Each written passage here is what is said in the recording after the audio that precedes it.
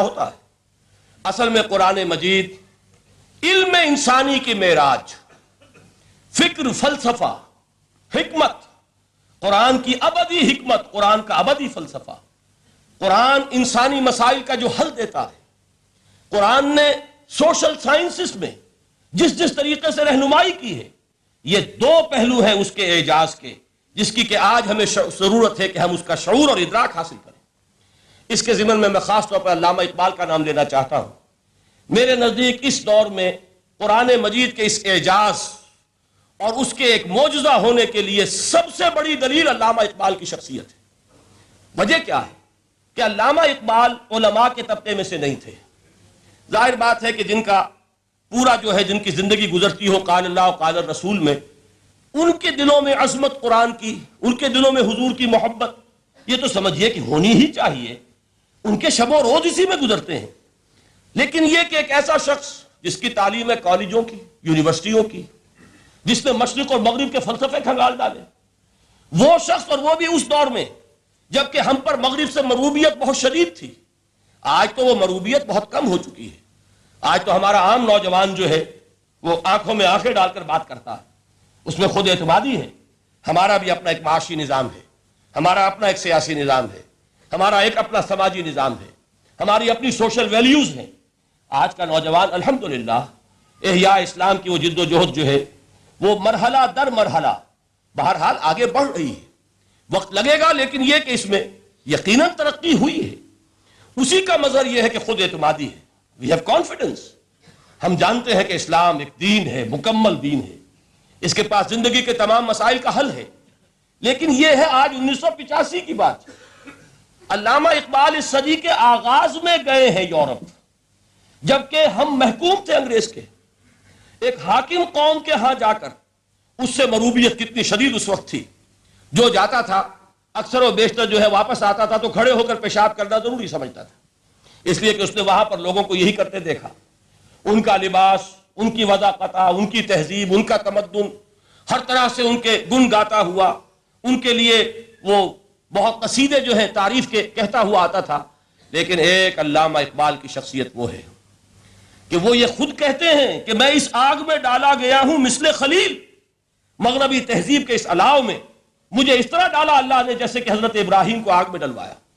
میں اس تہذیب کے اس الاؤ کے اندر سے ہو کر آ رہا ہوں، اور میں نے یہ دیکھ لیا ہے کہ یہ تہذیب کھوکھلی ہے، اس کے اندر کوئی پائیداری نہیں ہے، نظر کو خیرہ کرتی ہے تب چمک تہذیب حاضر کی، یہ سنائی مگر جھوٹے نگوں کی ریزہ کاری ہے۔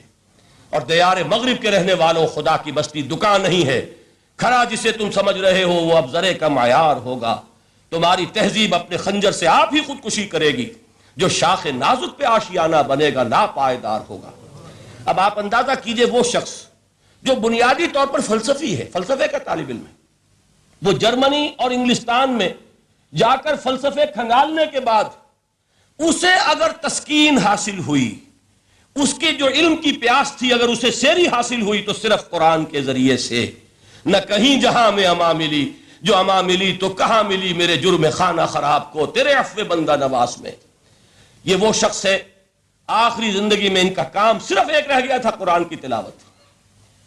بڑے بڑے فلسفی ملنے آتے تھے علامہ اقبال سے ملنے، وہ سمجھتے تھے بڑی لائبریری ہوگی، جیسے بڑے وکیل اس کی لائبریری آپ کو معلوم ہے کتنی جلدیں رکھی ہوگی، خوبصورت جلدیں بنی ہوئی، ایسے ہی کوئی بڑا فلسفی، بڑا پروفیسر، اس کی سٹڈی، اس کی کتابیں بڑی مروب کن ہونی چاہیے۔ لیکن علامہ اقبال کے ہاں سب کتابیں اٹھوا دی تھی انہوں نے، صرف ایک کتاب رہ گئی، اور سید نذیر نیازی کا نام آپ نے سنا ہوگا۔ انہوں نے جب یہ گواہی دی ہے، یہ واقعہ شاید آپ کے علم میں نہ آیا ہو، یہ بہت اہم واقعہ ہے۔ وہ یہ لکھتے ہیں کہ میں نے ایک مرتبہ علامہ سے پوچھا کہ کچھ لوگ اعتراض کرتے ہیں یا یہ خیال ظاہر کرتے ہیں کہ آپ نے اپنا فلسفہ خودی نیٹشے سے لیا ہے، کوئی کہتا ہے فلاں سے لیا ہے، کوئی کہتا ہے فلاں سے لیا ہے، کچھ آپ خود بتا سکیں گے کہ آپ کے فلسفہ خودی کی سورس کیا ہے؟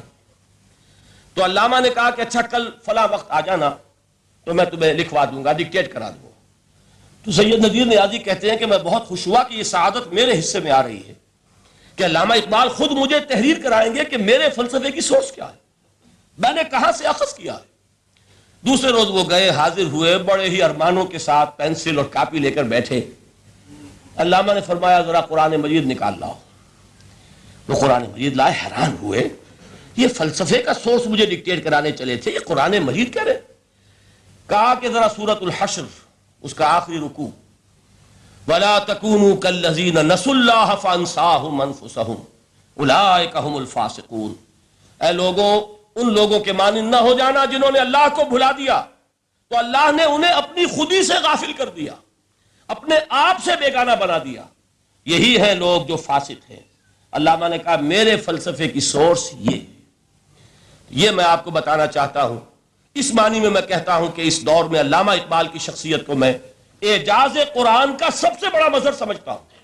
ایک شخص 20ویں صدی عیسوی کی شخصیت، اور پھر یہ کہ وہ کہیں مسجد اور کسی مدرسے کے ماحول میں پلا بڑھا نہیں ہے، بلکہ اسکولوں اور کالجوں میں اور یونیورسٹیوں میں، اور صرف ہندوستان میں نہیں، انگلستان اور جرمنی کی یونیورسٹیوں میں رہا، جس نے اپنا لوہا منوایا ہے۔